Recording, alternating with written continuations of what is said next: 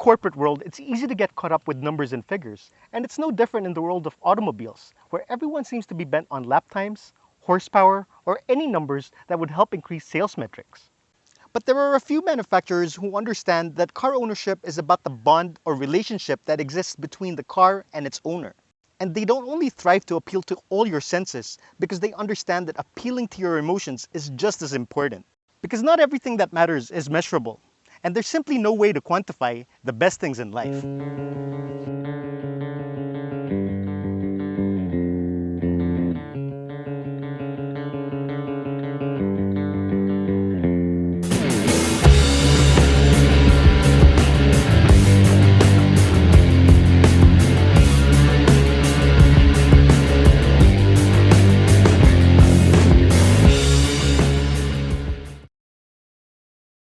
There are a lot of folks who view the automobile as an appliance, a means from getting from point A to point B. And when buying a new car, they tend to preoccupy themselves with spec sheets and brochures, without considering how the car would make them feel.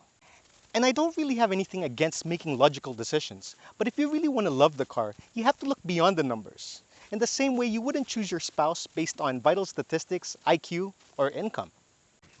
The example I have here today is the CX-30 Pro front-wheel drive. And it's the base model trim, so it may not have all the bells and whistles. But it'll really help me drive my point across, that a car's appeal goes way beyond spec sheets and features. So let's start with the exterior, and looks may be subjective, but when it comes to car design, there's a constant battle between art, compliance, and cost savings. And when you look at a car, it sometimes shows which of those three won the battle. But in the case of the Mazda CX-30, I think it's safe to say that art came out on top. There are no hard body lines. Instead, you have the product of something that was carefully sculpted as opposed to something that was spit out by a computer's algorithms. This exterior is a testament that you don't always have to be extravagant to stand out. It goes to show that a combination of subtlety and precision can work wonders because the reflections on this immaculate paintwork is enough to highlight the features of the Kodo design language. The most polarizing part of the CX-30's exterior would be the black cladding, which can be found all around the car, but is most evident around the wheel arches. And I think that was done to give the car a sleeker look by making the body panels look thinner and longer. Now you may not be a fan of this, but try to picture the car without it. You'll either have really thick body panels or oversized wheel arches. And some say that it'll look better if this matched the body color. But I'll let you decide if that works for you. On this base trim, you don't get adaptive headlights which work with your steering inputs to illuminate your path as you turn in. That's only available on the higher trim levels. This still gets LEDs, and it does a really good job as far as illumination is concerned. Mazda also went to great lengths to keep all light functions confined to a single cylindric shape. You won't find numerous bulbs and segments in the headlight housing, which really gives it a cleaner look. If you think that's good attention to detail, wait till I show you the turn indicators. These turn indicators were purposely designed to pulsate rather than simply flashing on and off. And that's not just confined to the ones on the bumper. Even the indicator on the instrument cluster slowly fades in and out. What's great about this exterior is that it manages to be striking without being flamboyant. And it's really hard to get attention without being loud and obnoxious. The best part about a simplistic design is that you'll know it'll age well because it's just so clean. So clean and so good. So what? Anyway, you won't find anything here that'll look dated after a number of years. You don't even see the wipers, nor the washers. It's really neat. And that's not all. Mazda wanted to make sure that these wipers swipe as much of the windshield as possible. Since the windshield is curved, there's a tendency for the wipers to go past the windshield and hit the A-pillars if the same amount of torque is released by the wiper motor. And to keep that from happening, these wipers actually slow down as they get closer to the A-pillar. And notice how they covered almost the entire windshield? Okay, enough of that. Let's check out the interior.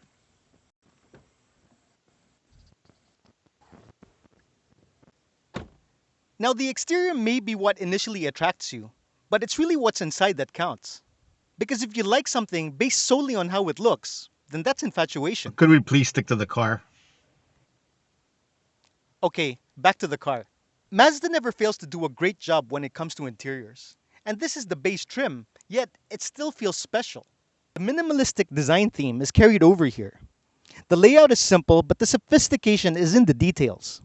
You get a nice color combo to break the monotony. There's soft leather padding on the dash and on the armrests. In fact, this has to be one of the softest in the business. Everything is well dampened, and that really gives you the impression that the car is serving you gracefully. No tantrums whatsoever. See what I mean? The CX-30 has a tastefully done instrument cluster with a digital display in the middle. It's not the fanciest thing out there, but again, that only means this will age well. And as far as functionality and clarity is concerned, this works extremely well.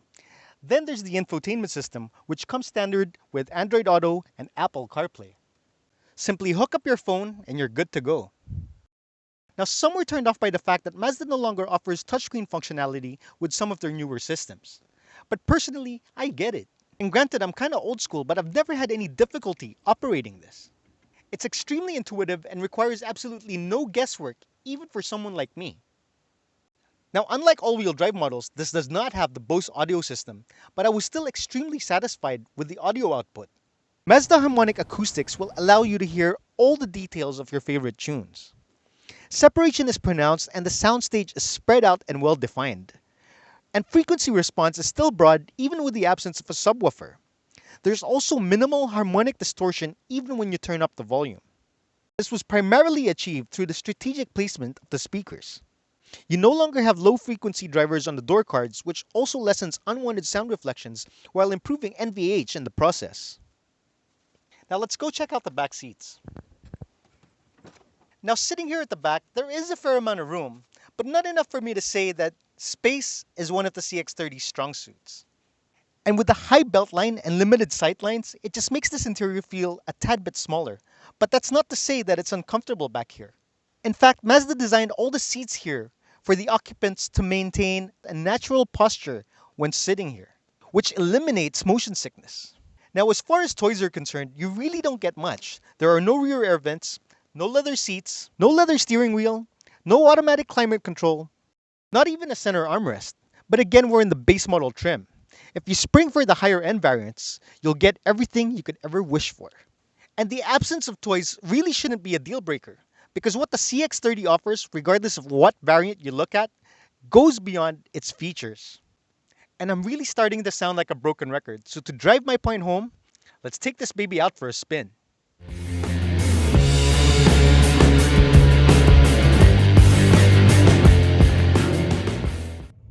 There's really no better way to experience what a car has to offer than to actually be in it while it's in motion. And before I talk about driving dynamics, I want to go over what makes a car feel special regardless if you're the driver or the passenger. They say that you should enjoy the journey as much as the destination. And let's face it, that's kind of hard to do given how chaotic our streets are. So the car has to do a really good job in isolating you from all that chaos. How? Well, first there's the ambience, and we already talked about that earlier. And Mazda just really has a knack for making the best interiors out there. Next, there's NVH, or how well the vehicle isolates you from the hustle and bustle out there. And I gotta say that this is one of the quietest vehicles I've tested so far. In fact, you only hear the hum of the engine, and that's when you get closer to the red line.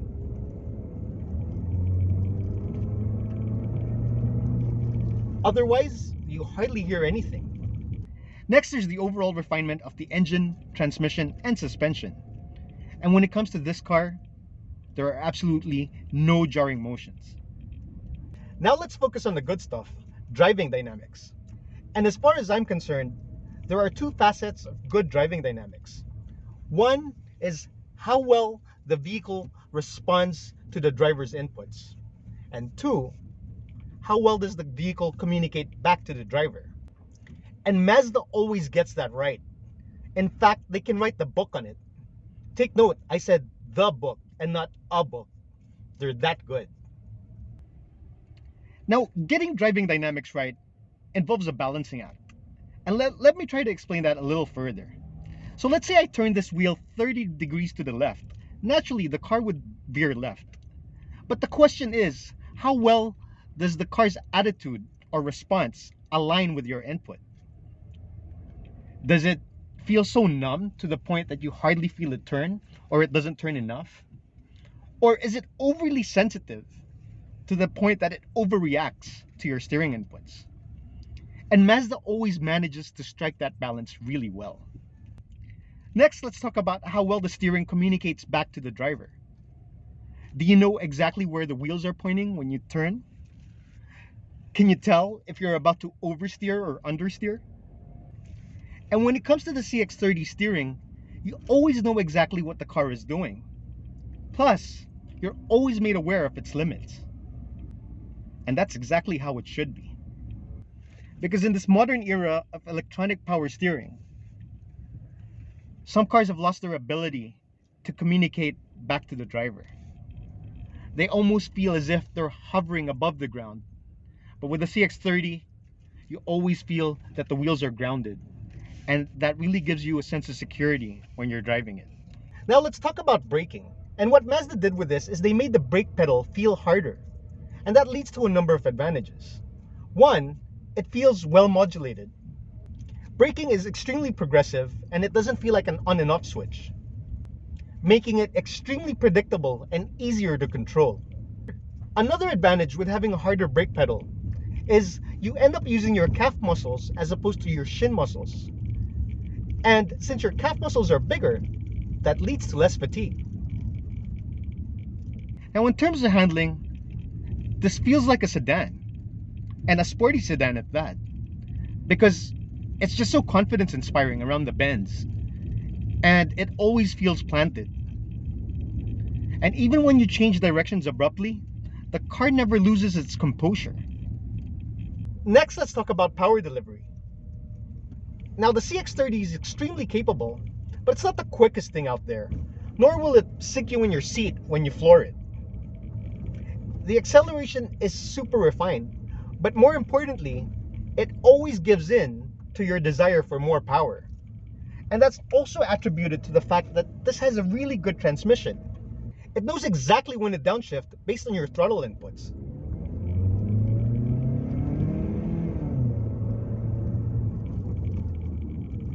Now the CX-30 comes with Mazda's trusty 2-liter Skyactiv G engine, which pumps out around 154 horsepower and 200 Newton meters of torque. And it's mated with that stellar 6-speed transmission. And together they do a really good job in putting the power down. And together they also deliver a really refined driving experience. Because as far as the engine is concerned, it's really quiet. And when you do hear it, it's more of a hum rather than a scream. And then there's the transmission. And despite being a more traditional torque converter 6-speed automatic transmission, it does a really good job because it shifts so smoothly, it never gear hunts, and therefore it never jerks even at low speed, which is more than I can say for some of the DCTs out there. And the way it puts the power down definitely beats a CVT on any given day. Which is also a testament to the fact you don't need a gazillion gears. 6 is more than enough. So why have I gone into so much detail with all this? Well, it's because when you're in the market for a new car, there's always that tendency to get overly excited. Any new car can knock your socks off. There's that new car smell, the fact that it's never been used before. That's all enough to get you really excited. Now, what some people do to kind of suppress the excitement or to keep them from jumping the gun and to making an impulsive decision is they read up on the spec sheets and the features. But I really wanted to convey that there's more to a car than meets the eye. Because a well-engineered car doesn't only translate to good numbers, it translates to a sensational feeling behind the wheel. In fact, it translates to a sensational feeling for both the driver and the passenger. And I really hope that this video was able to capture that. This variant of the CX-30 costs 1,490,000 pesos. And if you want the fully loaded version, you'll have to swing close to 2 million pesos. Now it's up to you if you want to assess a car's value based on its specs and features or its emotional appeal to you. But when you consider the amount of thought and engineering that went into building this thing, it definitely helps justify the price tag. I mean, even the wipers and buttons have anal levels of engineering. Oh, and Mazda now offers a free 5-year maintenance plan on all their vehicles. So whether you want to be emotional or logical, You just can't go wrong with this.